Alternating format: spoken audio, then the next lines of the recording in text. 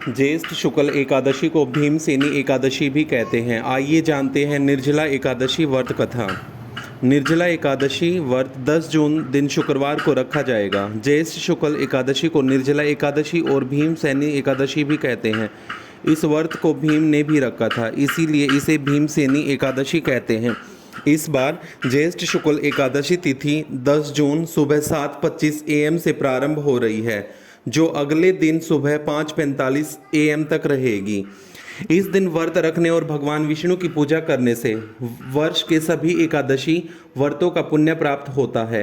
इस दिन निर्जला एकादशी व्रत कथा अवश्य सुननी चाहिए। आइए जानते हैं इसके बारे में।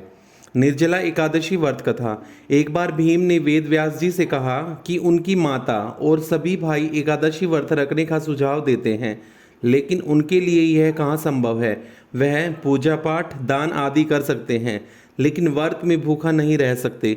इस पर वेद व्यास जी ने कहा कि भीम, यदि तुम नर्क और स्वर्ग लोक के बारे में जानते हो तो प्रत्येक माह में आने वाली दोनों एकादशी के दिन अन्न ग्रहण मत करो।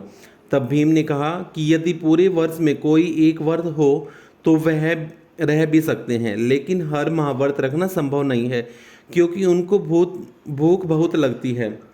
उन्होंने वेद व्यास जी से निवेदन किया कि कोई ऐसा व्रत हो जो पूरे एक साल में एक दिन ही रहना हो और उससे स्वर्ग की प्राप्ति हो जाए, तो उसके बारे में बताने का कष्ट करें। तब व्यास जी ने कहा कि ज्येष्ठ शुक्ल एकादशी यानी निर्जला एकादशी एक ऐसा व्रत है जो तुम्हें करनी चाहिए। इस व्रत में पानी पीना मना है, इसमें स्नान करना और आचमन करने की अनुमति है। इस दिन भोजन करने से व्रत नष्ट हो जाता है। यदि निर्जला एकादशी के सूर्योदय से लेकर द्वादशी के सूर्योदय तक जल ग्रहण न करें तो पूरे साल के एकादशी व्रतों का पुण्य इस व्रत को करने से मिलता है। द्वादशी को सूर्योदय बाद स्नान करके ब्राह्मणों को दान दें, भूखों को भोजन कराएं और फिर स्वयं भोजन करके व्रत का पारण करें। इस प्रकार से यह एकादशी व्रत पूर्ण होता है।